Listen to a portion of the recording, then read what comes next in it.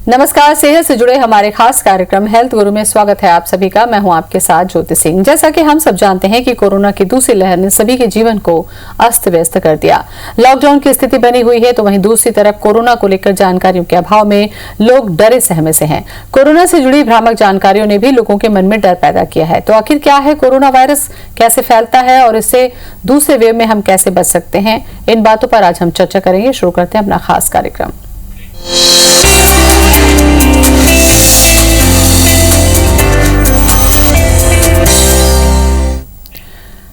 तो कोरोना से बचाव के साथ साथ दूसरी गंभीर बीमारियों के दौरान भी अगर कोरोना होता है तो क्या इससे हम निपट सकते हैं? कैंसर जैसी बीमारी में अगर कोरोना होता है तो ये कितना खतरनाक हो सकता है और इससे कैसे बचें, इस पर चर्चा हम करेंगे। हमारे साथ जुड़ रहे हैं संजीवनी हॉस्पिटल के director doctor Yusuf Memon. Doctor Yusuf, बहुत बहुत स्वागत है आपका। नमस्कार डॉक्टर यूसुफ, कोरोना को लेकर इतनी ज्यादा जानकारी सोशल मीडिया के जरिए अलग अलग प्लेटफॉर्म से या सरकार की तरफ से भी दी गई है, बावजूद उसके कहीं ना कहीं लोगों में अभी भी जागरूकता की कमी है। आपको ऐसा लगता है? क्योंकि जिस तरीके से दूसरी लहर में मौतें हुई उसके बाद तो हमको यही लगता है कि शायद और जागरूकता की जरूरत है। जी, देखिए, लोगों में बहुत ज्यादा जागरूकता की जरूरत है। शुरू से ही बता दिया गया है कि 3 चीजें बहुत महत्वपूर्ण है।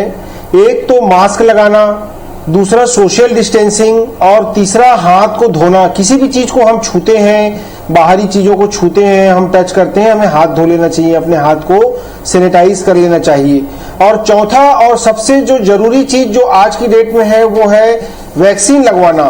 तो ये 4 चीजें हम करके ही हम कोरोना से बच सकते हैं। आज देखिए, हमारा खुद जो है 70 बेडेड कोविड हॉस्पिटल है, वहां पे 10 doctor dedicated round the clock काम करते हैं। लगभग 30-40 नर्सें, वार्ड बॉय, आया बाई, सभी लोग पिछले 2-3 महीने से लगातार काम कर रहे हैं, लेकिन उनमें से किसी को कोरोना नहीं हो रहा है।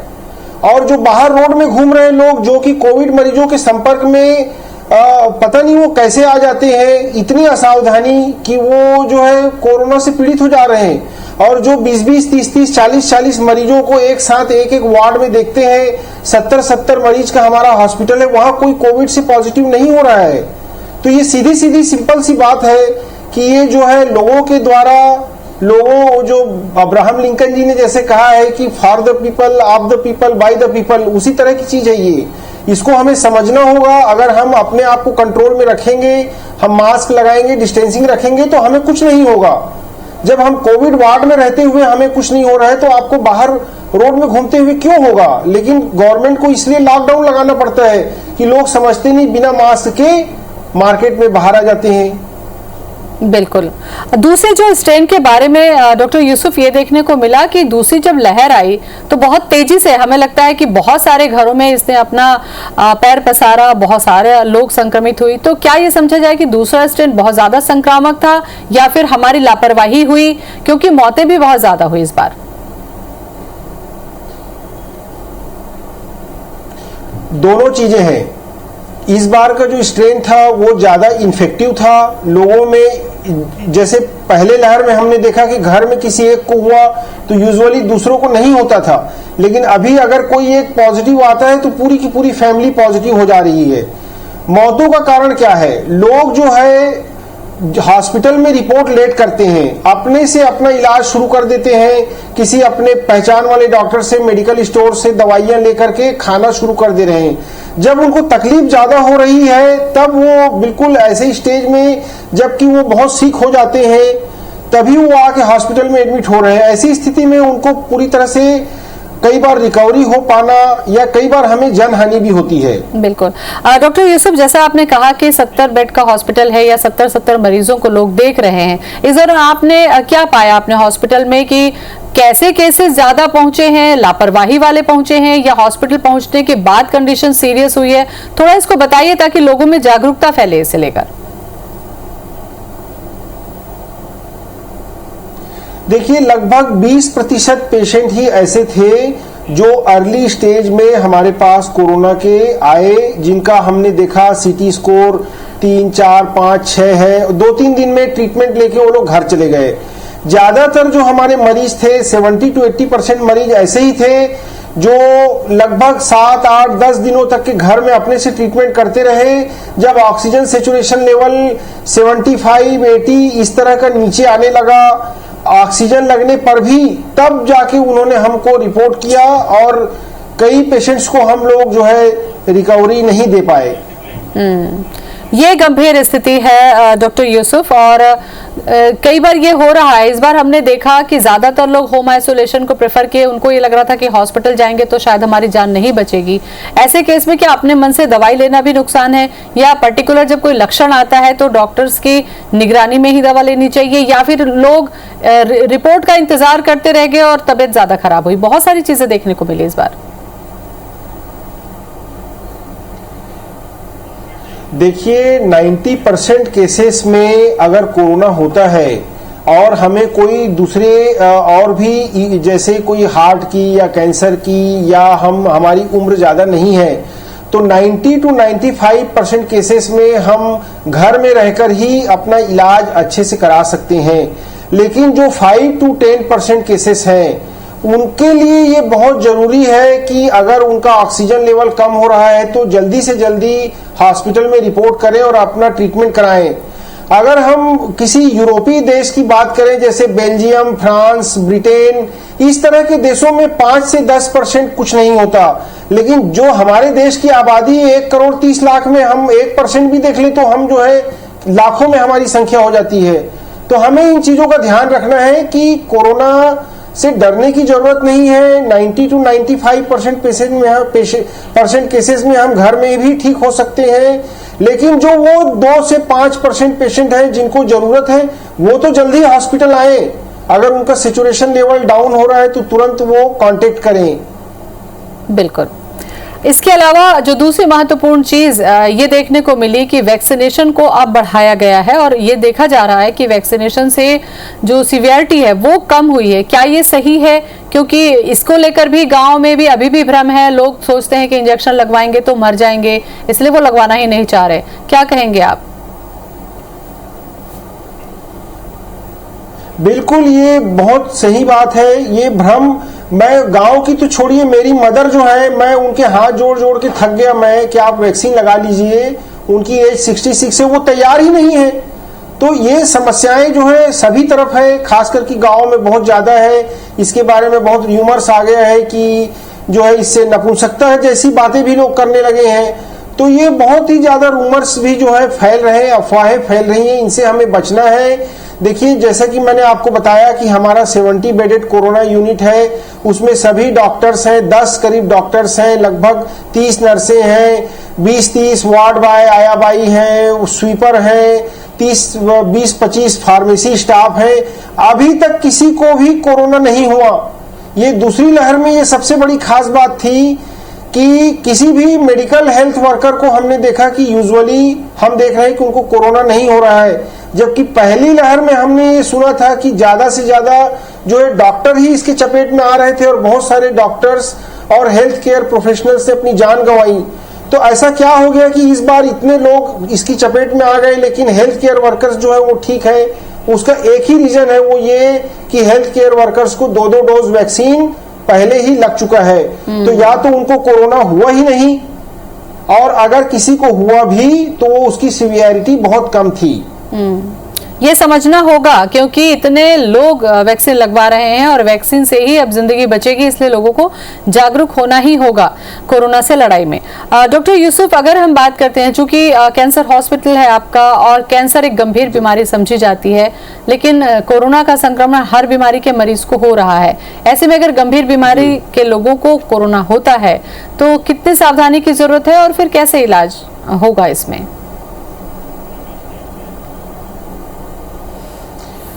देखिए, जो कैंसर से पीड़ित लोग हैं, ये एक प्रकार की सेमी इमरजेंसी ट्रीटमेंट है, इसलिए कैंसर के पेशेंट्स को तो हॉस्पिटल आना ही पड़ता है, क्योंकि उनकी सर्जरी, कीमोथेरेपी, रेडिएशन डिले होने पर कैंसर के स्टेज बढ़ने की संभावना बहुत ज्यादा रहती है।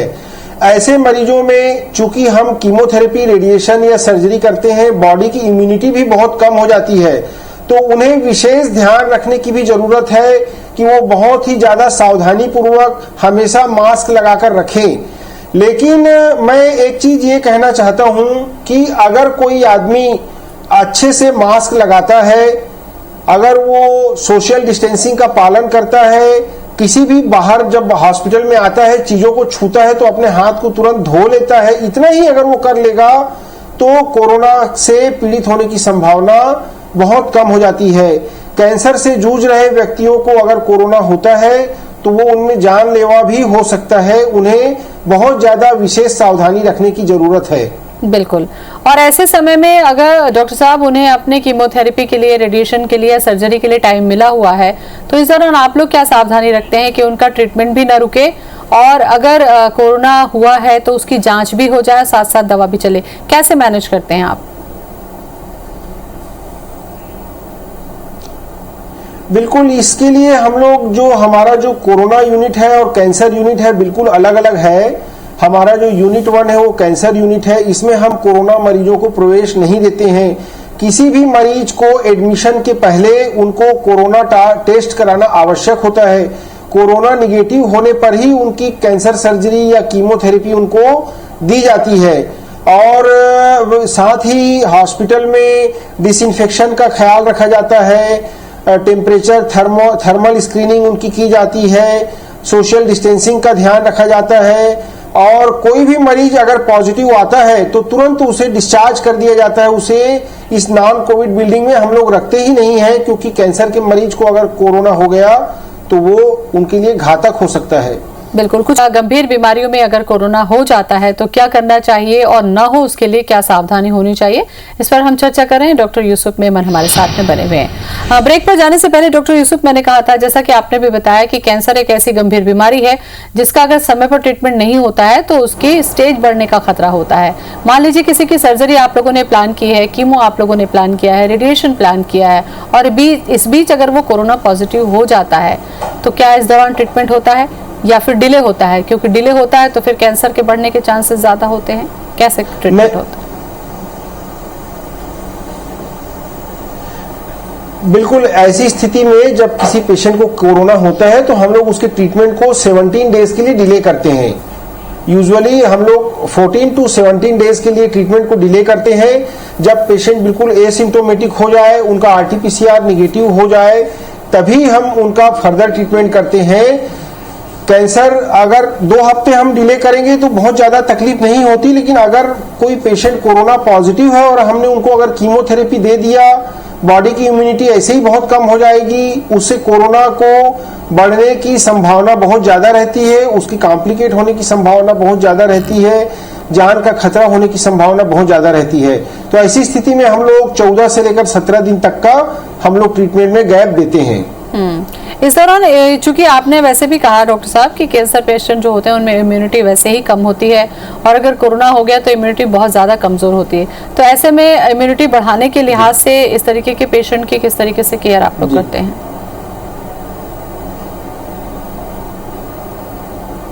देखिए, चाहे वो कैंसर मरीज हो या कोई भी सामान्य व्यक्ति भी हो, इम्यूनिटी बढ़ाने के 3-4 ही मूल मंत्र हैं। पहला, अच्छा भोजन करना, दूसरा रेगुलर एक्सरसाइज करना, तीसरा हमें 8 से 9 घंटे की नींद लेना। तो अगर हम ये 3 चीजों का हम ध्यान रखते हैं तो हमारे बॉडी की इम्यूनिटी, चाहे वो आप कैंसरस पेशेंट हैं, चाहे वो आप नॉन कैंसरस जो सिंपल जो है सामान्य आम जनता है, अगर हम इन 3 चीजों का ध्यान रखते हैं तो हमारी इम्यूनिटी बहुत अच्छी रहेगी। और अगर ऊपर वाले की कृपा रही तो हमें अगर कोरोना हो भी गया तो भी हम उससे निपट लेंगे। बिल्कुल। जिनकी सर्जरी हो चुकी है डॉक्टर साहब, कुछ ऐसे केसेस हैं जो सर्जरी हो चुकी है, हॉस्पिटलाइज्ड हैं, अगर यहाँ पर कोरोना होता है इन केस, तो फिर कैसे सावधानी रखते हैं? जी बिल्कुल, हमारे कुछ पेशेंट्स ऐसे भी रहे इस दौरान में कि हमने सर्जरी की, पेशेंट उस समय निगेटिव थे, लेकिन तीसरे चौथे दिन जो है अचानक उनको फीवर आया और हमने टेस्ट किया तो वो पॉजिटिव आया। तो ये जो है एक, जब भी कोई पेशेंट कई लोगों से मिलते हुए गुजरता है, जैसे कि जब वो सर्जरी के लिए एडमिट होता है तो ब्लड टेस्ट के लिए लेबोरेटरी पर्सन से मिलता है, एडमिशन के समय रिसेप्शन में जाता है, फिर वार्ड में नर्सें आती हैं, वार्ड बॉय आया बाई आते हैं, तो और कई मिलने वाले लोग आते हैं साथ में। तो इस तरह से कभी कभी ऐसा भी होता है कि जिनका ऑपरेशन हो गया वो कोविड पॉजिटिव हो जाते हैं। सौभाग्य से हमारे यहाँ कोविड और नॉन कोविड दोनों हॉस्पिटल्स हैं। हमारा जो कोविड हॉस्पिटल है वो बिल्कुल रोड के बगल में दूसरी तरफ हमारा नॉन कोविड हॉस्पिटल है, तो हम पेशेंट को वहां शिफ्ट करके हमने ऐसे 2 मरीजों का ट्रीटमेंट किया और वो पेशेंट रिकवर हो गए। तो इसमें कोई बहुत डरने वाली बात नहीं रहती। कोरोना को अगर शुरुआती स्टेज में हम शुरुआती लक्षण आने पर ही अगर हम ट्रीटमेंट करते हैं तो वो पूरी तरह से ठीक होते हैं। बिल्कुल। कैंसर का ट्रीटमेंट जिनका चल रहा है डॉक्टर साहब, क्योंकि कैंसर का ट्रीटमेंट एक दिन का नहीं होता, सालों भी ये चलता है, लंबी प्रोसेस होता है। ऐसे में अगर ये मरीज कोरोना से बचने के लिए वैक्सीन लगवाना चाहते हैं तो फिर क्या ऑप्शन होता है? बिल्कुल, अगर कोई भी कैंसर के मरीज जो है जिनका ट्रीटमेंट चल रहा है, अगर वो वैक्सीन लगवाना चाहते हैं तो उनको वैक्सीन लगवाना चाहिए और ये बहुत अच्छी बात है, हम लोग इसको प्रमोट करते हैं। जी। कोरोना में इस बार डॉक्टर साहब जो सबसे ज्यादा देखने को मिला वो ये कि लंग्स बहुत ज्यादा इफेक्ट हुआ और बहुत जल्दी इफेक्ट हुआ। ज्यादातर लोगों की मौत इसी वजह से हुई, ऑक्सीजन कम होना, वेंटिलेटर पे जाना और उसके बाद डेथ हो जाना। क्या आपको लगता है कि ये एक दिन का तो प्रोसेस नहीं है? क्या गंभीर लापरवाही होती है जिसके बाद ये स्थिति मरीज की होती है, ताकि वो जागरूक रहें?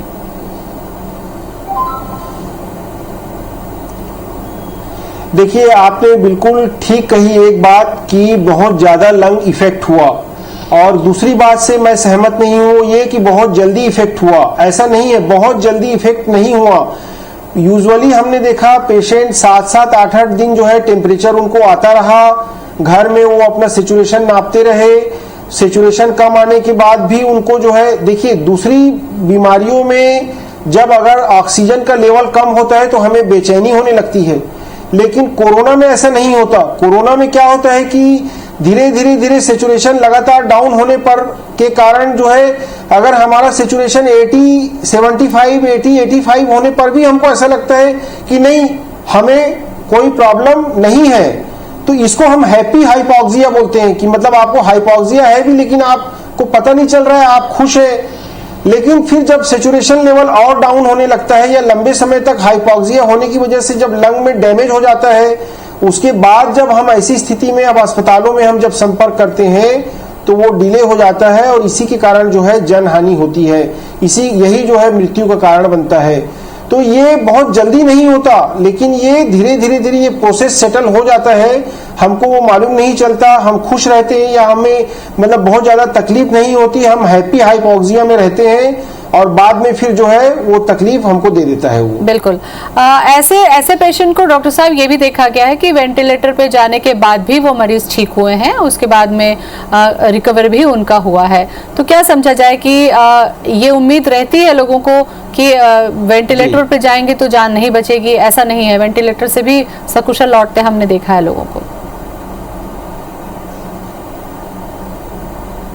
बिल्कुल, नॉन इन्वेजिव वेंटिलेटर अगर लगाया जाता है तो डेफिनेटली इससे रिकवर होने के चांस बहुत ज्यादा तो रहते हैं, इसमें कोई डाउट नहीं है। हाँ, जब हमें इंक्यूबेट करना पड़ जाता है, जब हमें बिल्कुल नॉन इन्वेजिव वेंटिलेटर नहीं हम कर पाते और जब कई बार इतनी स्थिति बिगड़ जाती है कि हमें मुंह या नाक से नली डालकर सांस देनी पड़ती है, तो ऐसी स्थिति में उस स्थिति से रिकवर होने की संभावना कम रहती है। क्या कहना चाहेंगे डॉक्टर साहब, क्योंकि गंभीर बीमारी का इलाज आप लोग कर रहे हैं, कैंसर जैसी गंभीर बीमारी है, कोरोना का भी ट्रीटमेंट आप लोग कर रहे हैं, उसमें सक्सेस रेट अब अच्छा है, क्या मैसेज देना चाहेंगे दर्शकों को?